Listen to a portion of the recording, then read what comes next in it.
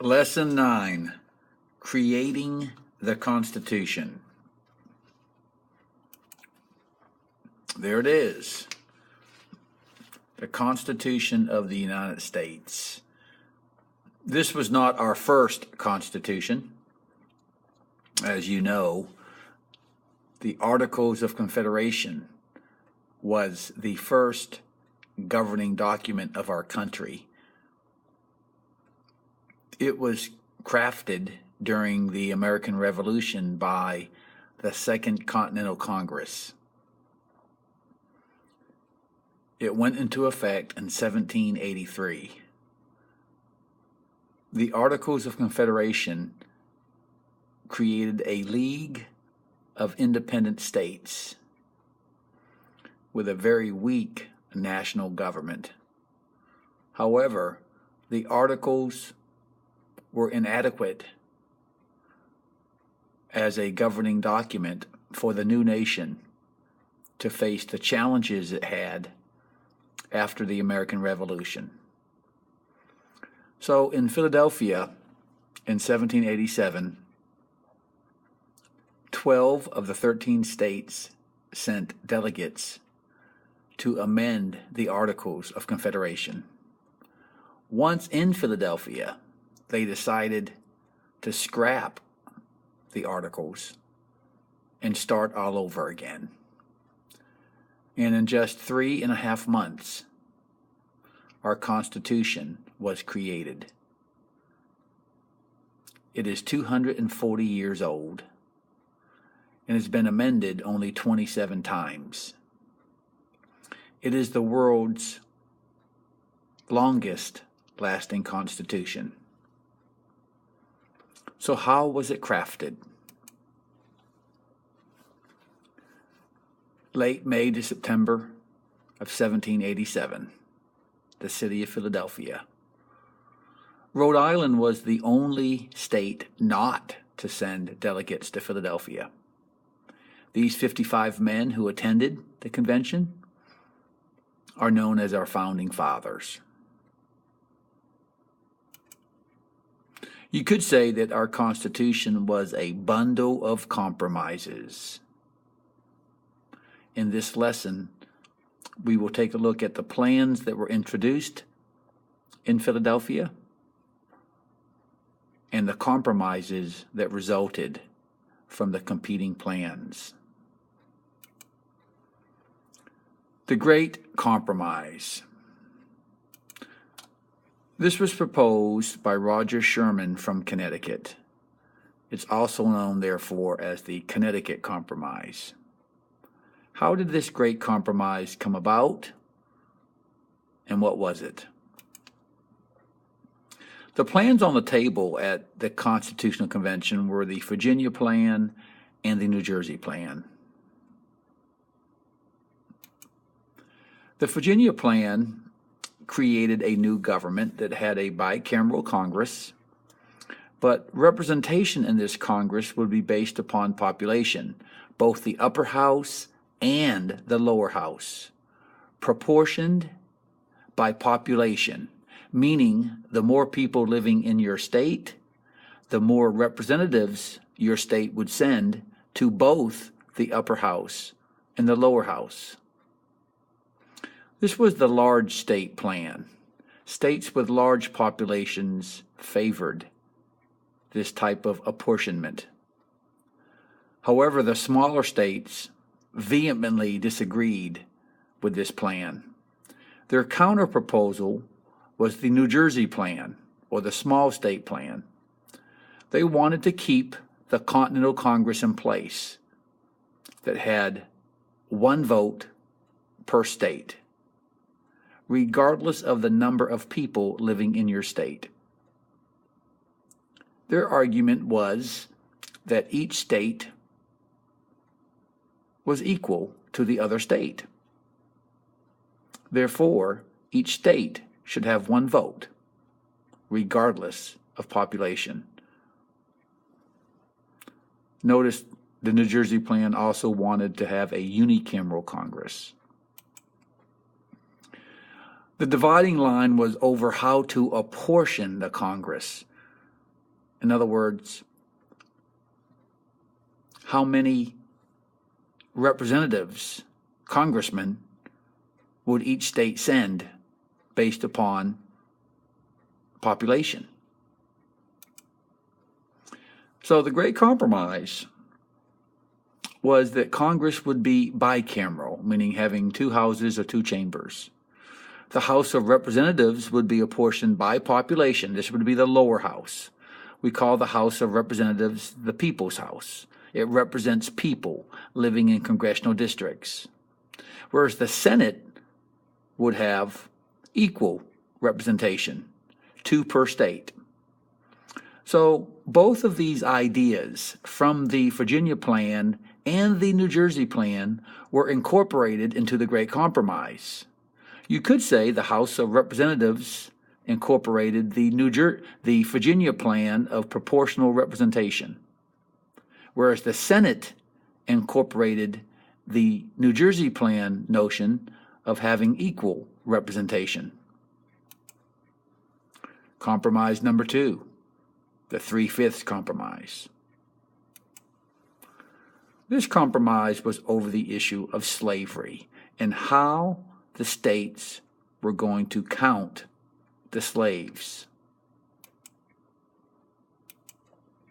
Understand that slaves accounted for about 1/5 of the nation's population at this time. However, they were not spread out equally throughout the 13 states.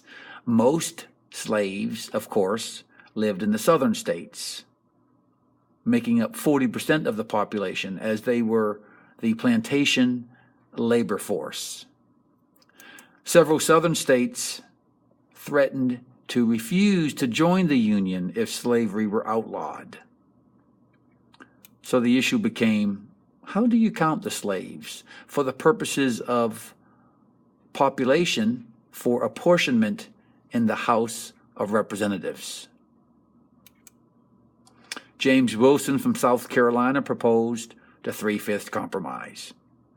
Every 5 slaves would count as 3 free persons. The actual wording in the Constitution was 3/5 of all other persons. The Slave Trade Compromise, number 3. Northern states wanted Congress to have the power to regulate trade. However, southern states feared that Congress would tax exports or try to stop the slave trade. 10 states had already outlawed the slave trade. Georgia and the Carolinas threatened to leave the convention if the slave trade were banned. So what was the Slave Trade Compromise? Congress can regulate both interstate and foreign trade. Interstate meaning trade between the states, and of course, trade with foreign nations.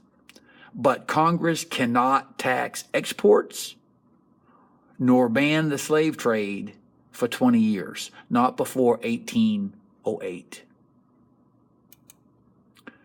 The Electoral College. Some delegates thought the president should be selected by a direct vote of the citizens, or use the popular vote. Others did not trust citizens to make this choice. Instead, they believed the executive should be chosen by Congress. So the Electoral College was a compromise. It's a 2-step process. Citizens would vote for president, and a group of electors would then choose the winner based on for whom the citizens voted. We will have a later lesson just on the Electoral College, which is obviously still in place today and a cause for controversy. Two of our last 4 elections, the electoral winner was not the popular vote winner. Speaking of George W. Bush in 2000 and Donald J. Trump in 2016. They won the electoral vote, but did not win the popular vote. So how's the Constitution structured? Well, the preamble is the opening of the Constitution. It basically explains the purpose and goals of the Constitution. It's the preamble.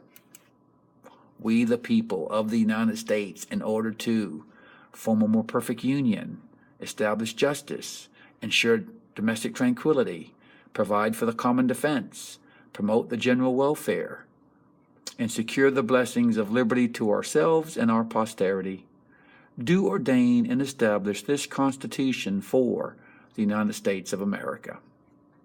The preamble. So let's break it down. We, the people of the United States, in order to, we have discussed this concept of popular sovereignty before. We, the people, are the source of the government's power. The people empower the government, and the government exists to serve them. We, the people, form a more perfect union, meaning our goal is to unite the states more effectively, a more perfect union. Unite the states more effectively so they can operate as a single nation for the good of all. Previously, under the Articles of Confederation, we did not have a single nation. We had a collection of independent sovereign states. But now we're going to form a more perfect union. We're going to establish justice. In other words, create a system of fair laws in courts and make certain that all citizens are treated equally before the law. Establish justice. These are the goals of our new Constitution, as stated in the preamble. Ensure domestic tranquility. What does that mean? Maintain peace and order, keeping our citizens and their property safe from harm. Domestic tranquility here within this country. Peace and order. Safety. Provide for the common defense, to be ready militarily to protect our country and its citizens from outside attack. This new government will provide for the common defense. Promote the general welfare to help people live healthy, happy, and prosperous lives. Welfare meaning well-being. And secure the blessings of liberty to ourselves and our posterity, meaning to protect the benefits of freedom and the basic rights of all Americans, including future generations. So that is our preamble to our Constitution.